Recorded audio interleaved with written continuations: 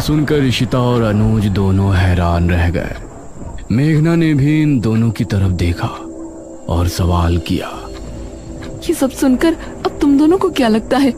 इसका मतलब है कि पिछले जन्म में तुम ही राजकुमारी मेघना थी और निशिर मोलो इसलिए गांव में वापस आए क्योंकि तुम यहाँ वापस आ चुके हो।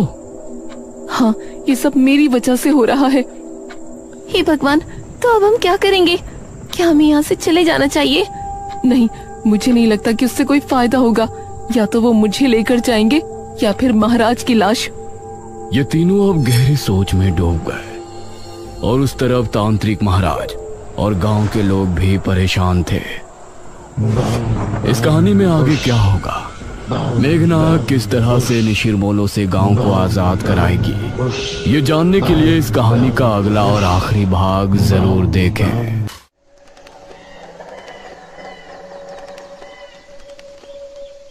तुम श्योर हो? इस ग्रंथ में वही लिखा है, देख। जिस रात चंद्रमा काली घटाओं के अंधकार में पूरी तरह से डूब जाएगा, उस रात गर्भांतर का दरवाजा असुरों के लिए खुलेगा और अगर किसी भी रौद्री की महक उन तक पहुंची तो वो अंदर आ जाएंगे। मुझे लगता है शायद यही वो रास्ता है जिससे बाहर निकल सकते हैं। पर हमें क्या पता कि कहाँ है और क्या है ये दरवाजा? एक काम करते हैं, उन अम्मा से पूछते हैं कि किस दरवाजे की बात हो रही है यहाँ।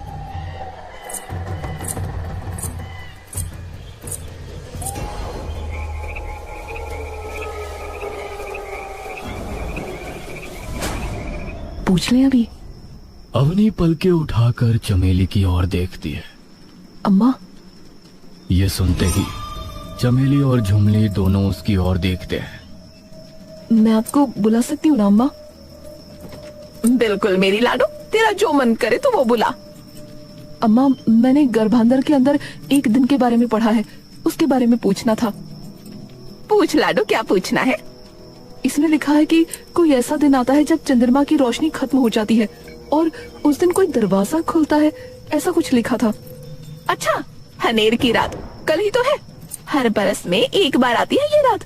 लाडो, इस दिन की रात को चंद्रमा ना आता आसमान में और इस अंधेरे में गर्भांधर का वो दरवाजा खुलता है जिसके परे असुर रहते हैं।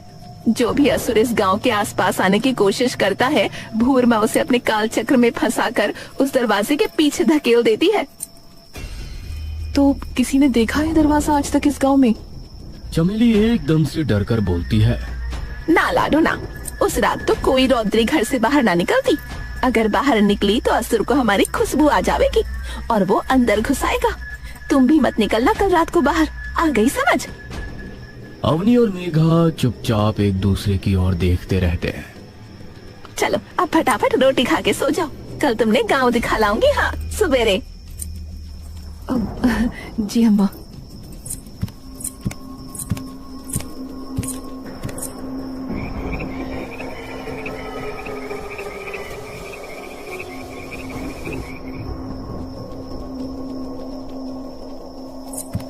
झुमली। हाँ माई, इनके सोने खातिर कपड़े बिछा दे चल। झुमली उठकर जमीन पर कुछ गद्दे बिछा देती है और मेघा और अवनी चुपचाप जाकर वहां लेट जाती है। अवनी, मैं बिना राहुल के नहीं जाने वाली यहाँ से। मैंने कहा ना, लेके भी मैं आई थी और लेके जाऊंगी भी मैं ही। पर हमें क्या पता कि वो कहाँ है? देख, जितना मैंने अभी तक पढ़ा उससे सिर्फ यही पता लगा है कि इस जगह सिर्फ लड़कियां रह सकती हैं। बाकी कोई अगर यहाँ आना चाहेगा तो वो आ नहीं पाएगा कभी। और इन सारी चीजों में एक बात कॉमन है। कौन सी बात? तुम्हारे साथ तुम्हारी टीम गई, उस टीम के सारे लड़के गायब हुए लेकिन तुम्हें कुछ नहीं हुआ। और यहाँ भी यही हुआ, हम दोनों ठीक हैं लेकिन बस राहुल गुम हो गया। तो मतलब तुम ये कह रही हो कि यहाँ सिर्फ लड़कियां ही आ सकती हैं? हाँ, अम्मा ने भी यही कहा ना कि कोई असुर अगर यहाँ आने की कोशिश करता है तो भूरमा उसे अपने काल चक्र में फंसा लेती है। तो मतलब राहुल भी वहीं फंसा हुआ है क्योंकि वो लड़की नहीं है? हो सकता है। तो अब हम क्या करेंगे? शांत हो जाओ मेघा, फिलहाल आराम से सो जाओ क्योंकि हम दोनों को आराम की बहुत जरूरत है। आई प्रॉमिस, मैं सारे सवालों के जवाब ढूंढ लूंगी। मेघा और अवनी धीरे धीरे उस चांद तले गहरी नींद में ढल जाते हैं।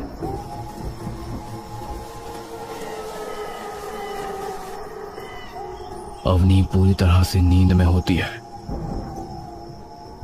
कि तभी एक पानी की बूंद अचानक उसके माथे पर आ गिरती है और तभी एकदम से अवनी की आंखें खुलती है। अवनी की नजरें सबसे पहले मूर्ति के चेहरे की ओर जाती है और जिसे देख अवनी के सांसें कुछ देर के लिए ठंडी पड़ जाती है।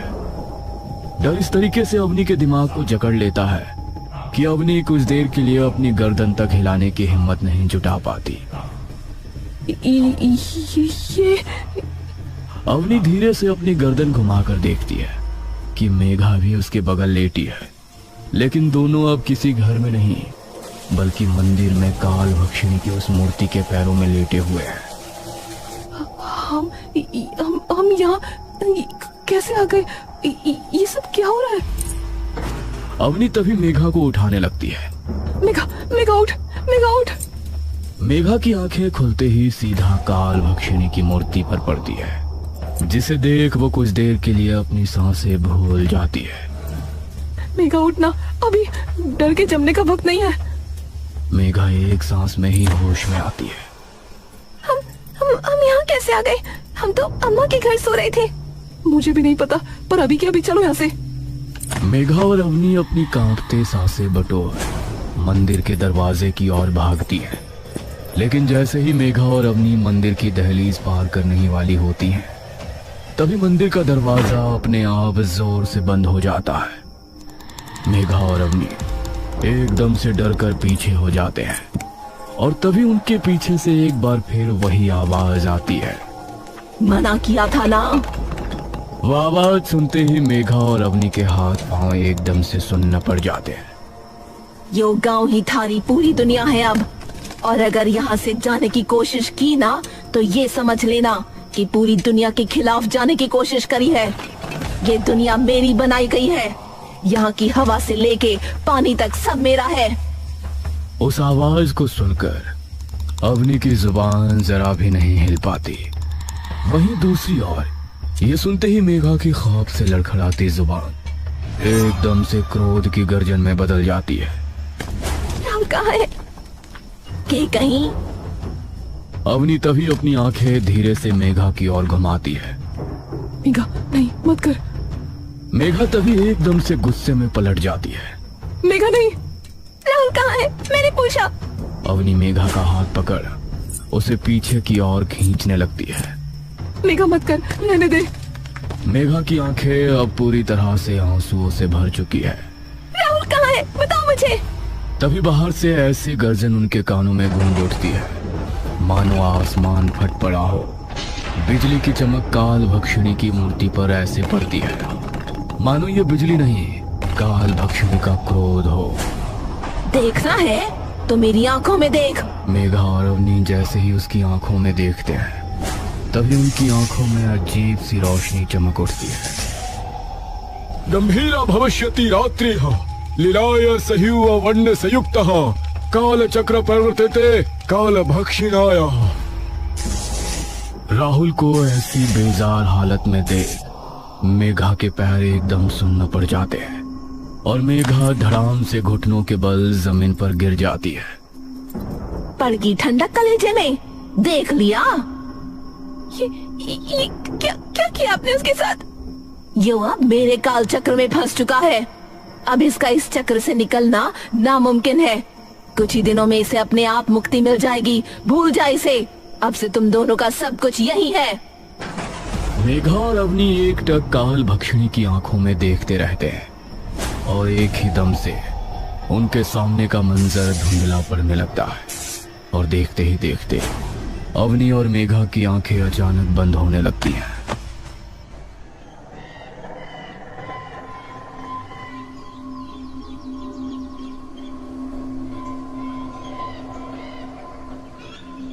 भान, अरे उठ जाओ। यहाँ कब से मैं आ गई? अरे उठ जाओ, तुम यहाँ क्यों सो रही हो? मेघा और अवनी एकदम से झटपटाकर उठ खड़े होते हैं। क्या हुआ?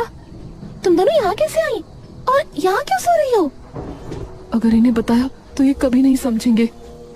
वो थोड़ा सा मन बेचैन हो रहा था हमारा, तो सोचा थोड़ी देर भूरमा के दर्शन कर लें तो शायद शांत हो जाए।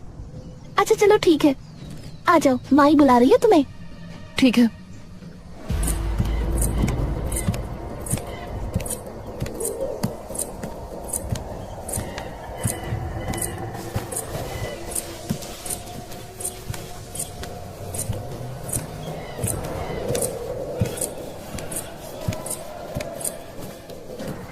अरे लाडो, कहाँ चली गई थी?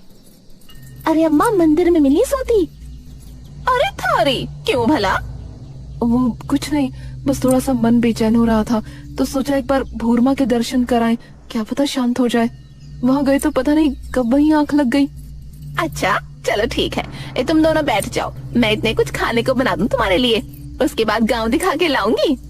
ठीक है।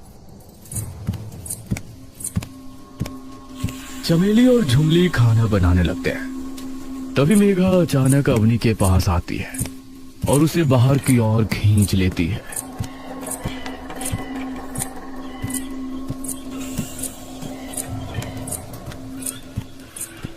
अवनी, राहुल राहुल ढूंढ लेंगे, चिंता मत करो। पर कैसे ढूंढेंगे? धीरे देखो, हमें ये तो पता लग चुका है कि राहुल उसके काल चक्र में फंसा है। अब हमें बस ये पता लगाना है कि वो जगह है कहाँ। पर तुमने सुना ना वो क्या कह रही थी, जल्दी उसे मुक्ति मिलने वाली है। यानी अगर हमने उसे वहाँ से नहीं निकाला तो कुछ नहीं होगा, तुम चिंता मत करो, पहले अंदर चलो। अवनी और मेघा वापस अंदर चले जाते हैं।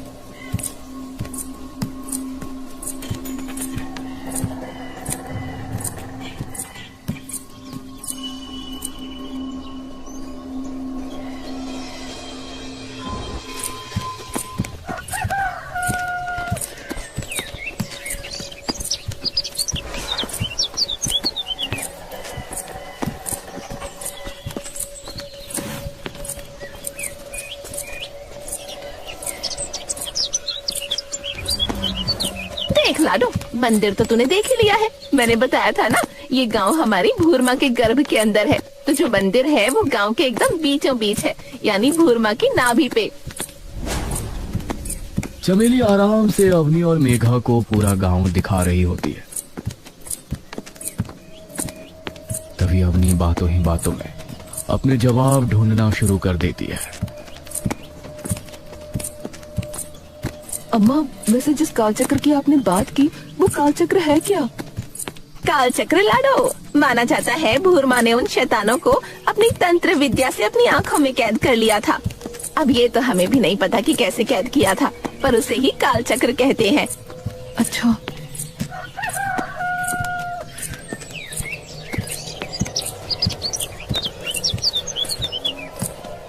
सब लोग वापस घर आ जाते हैं और अवनी फिर वो गर्भ पुराण उठाकर उसका एक एक पन्ना छानना शुरू कर देती है, जिसे पढ़ते पढ़ते लगभग शाम हो जाती है।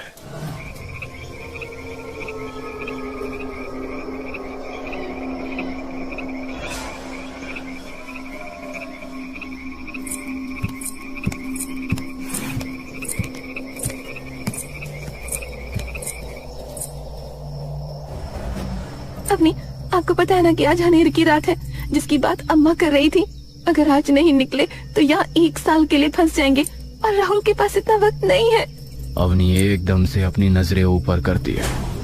मिल गए सारे जवाब। ये सुनते ही मेघा की आंखें खुशी से बड़ी हो जाती हैं। सच में? हाँ, इस पुराण में इस गांव का नक्शा है जो बिल्कुल उसी पत्थर की तरह दिखता है जो तुम लास्ट टाइम लेकर आई थी। तो उससे कैसे पता चलेगा? उस नक्शे के हिसाब से गांव का जो मंदिर है वो गांव के बीचों बीच है, और अम्मा ने क्या कहा था याद है कि वो मंदिर जहाँ भूरमा की नाभि है वहाँ बना है। तो अगर हमें बाहर निकलना है तो हमें उत्तर दिशा की ओर भागना पड़ेगा, उनके मुंह की ओर। वही है वो दरवाजा जो आज रात खुलेगा। और राहुल कहाँ है? कल जब राहुल को देखा तो उसकी आंखों में देखा था, और अम्मा भी कह रही थी कि उन्होंने अपनी आंखों में कैद कर लिया था असुरों को, तो वो जरूर वही होगा। मतलब हमें आज रात ही निकलना होगा? हाँ।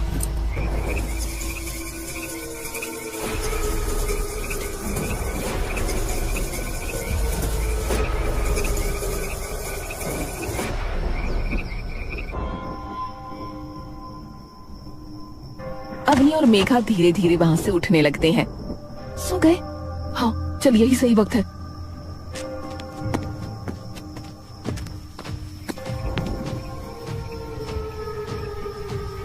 जाना कहाँ है? सीधे चलते जाओ। अवनी, पहले राहुल के पास चलेंगे। वहीं तो जा रहे हैं, काल भक्षिणी की आंखों की तरफ। अवनी और मेघा तेजी से आगे बढ़ते रहती है। तभी उनके सामने एक ऐसा मंजर आ जाता है जिसे देखकर अवनी और मेघा का पूरा शरीर एकदम से मानो पत्थर सा बन जाता है।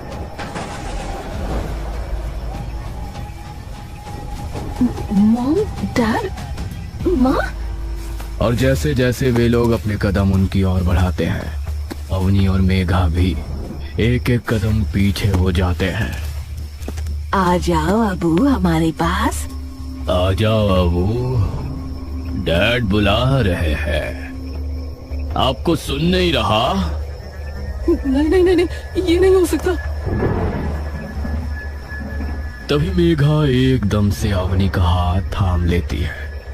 अवनी, कोई भी नहीं, काल भक्षिणी की आंखें हमारे डर हमें दिखा रही हैं। आंखें बंद करो और अपने डर का सामना करो। मेघा और अवनी आंखें बंद कर उनकी ओर दौड़ने लग जाती है और एकदम से उनके आर पार निकल जाती है। और जैसे ही वे अपनी आंखें खोलती हैं तो वे देखती हैं कि सामने राहुल एक अग्निकुंड के सामने बैठा है। राहुल! मेघा बिना कुछ सोचे समझे सीधा उसकी ओर दौड़ना शुरू कर देती है। मेघा नहीं, रुको।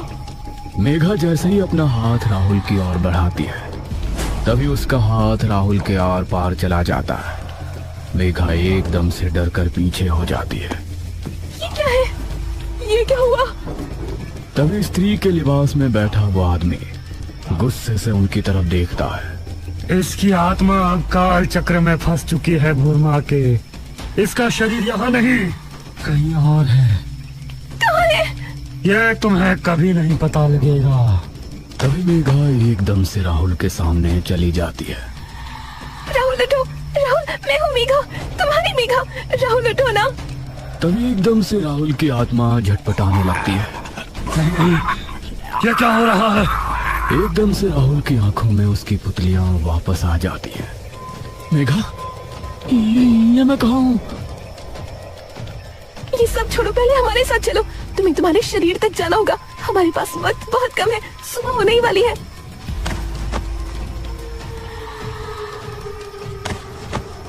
तभी वो आदमी उनके सामने आकर खड़ा हो जाता है। मैं कहीं नहीं जाने दूंगा। लेकिन राहुल तभी गुस्से में उसे धकेल के नीचे गिरा देता है। तुम्हें ये पता है कि तुम्हारा शरीर कहाँ है? मुझे तो ये नहीं पता कि मैं यहाँ आया कैसे। एक मिनट, अगर इसकी आत्मा यहाँ है तो क्या पता शरीर दूसरी आंख में हो। हाँ, इसी तरीके से वो लोगों को अपने काल चक्र में फंसाती है, उनकी आत्मा और उनके शरीर को अलग अलग करके। मतलब हमें उसकी उल्टी दिशा में जाना है अब। मेघा, अवनी और राहुल तेजी से दूसरी दिशा की ओर भागने लगते हैं जहाँ उन्हें एक पुरानी सी गुफा दिखती है। यही है, मैं महसूस कर सकता हूँ। मेघा, अवनी और राहुल जैसे ही अंदर जाते हैं तभी उन्हें दिखाई देता है कि अंदर राहुल एकदम अंधेरे में नीचे लेटा हुआ है।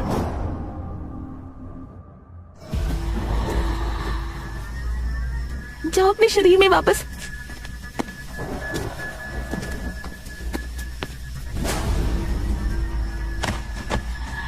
अब जल्दी चलो यहाँ से, सुबह होने वाली है। अवनी, मेघा और राहुल पूरी तेजी से काल भक्षिणी की मुंह की ओर बढ़ने लगते हैं। तभी उन्हें दिखता है कि सामने से कई सारी औरतें हाथ में मशाले लिए उनकी ओर आ रही हैं। सबकी आंखें एकदम सफेद। ये सब यहाँ कैसे? क्या कर रहे हैं ये? तभी वे देखते हैं कि सामने से एक औरत जिसके मुंह पर पल्लू ढका है, हाथ में मोटे मोटे कड़े हैं, वो उनकी ओर बढ़ रही होती है। ये तो कौन है ये? काल भक्षिणी? कौन? मना किया था ना, मना किया था। मैंने कहा था कि नहीं जाना। तुम्हारी हिम्मत कैसे हुई? अब भुगतो तो हर जाना। काल भक्षिणी अपने हाथ हवा में उठाती है और सारी औरतें भी अपने हाथ हवा में उठा लेती हैं। और देखते ही देखते सभी औरतें अपने दोनों हाथ आपस में भिड़ाकर अपने कड़े बजाने लगती हैं। जिसकी आवाज सीधा मेघना और अवनी के कानों में प्रचंड रूप से गूंज जाती है। ये क्या हो रहा है? ये आवाजें बढ़ती जा रही है। लेकिन राहुल को मानो उस आवाज से कोई फर्क नहीं पड़ता। तो राहुल को कुछ क्यों नहीं हो रहा? मेघा की आंखें एकदम से बड़ी हो जाती हैं। क्योंकि वो लड़की नहीं है। ये लोग इसलिए औरतों के अलावा किसी और को अंदर नहीं आने देते, क्योंकि उन पर काल रक्षणी का कोई कंट्रोल नहीं है। किसी की भी आंखों में आंख मत मिलाना। राहुल सिर्फ जमीन पर देखकर आगे बढ़ने लगता है और काल भक्षणी एकदम से तेज कदमों से उनके पीछे पीछे आने लगती है। राहुल जल्दी चलो, वो आ रही है। तुम्हें कोई दरवाजा दिख रहा है सामने? नहीं, तभी राहुल को दूर कुछ चमकता नजर आता है। और वहाँ कुछ चमक रहा है। बढ़ी जाते जाओ, जल्दी। राहुल तेजी से आगे बढ़ता है और देखता है कि सामने दरवाजे के आकार में रोशनी चमक रही है। मिल गया। राहुल तेजी से आगे बढ़ने लगता है, लेकिन वो दरवाजा अब धीरे धीरे बंद होना शुरू हो जाता है। ये तो बंद हो रहा है। अवनी ऊपर की ओर देखती है, जहाँ रात ढल रही है और आसमान में सूरज धीरे धीरे चढ़ रहा है। दिन चढ़ने वाला है, जल्दी भागो राहुल। राहुल तेजी से उस दरवाजे की ओर दौड़ना शुरू कर देता है और जैसे ही वो दरवाजा बंद होने वाला होता है, राहुल तभी कूद कर खुद को, मेघा को और अवनी को उसके पार निकाल लेता है।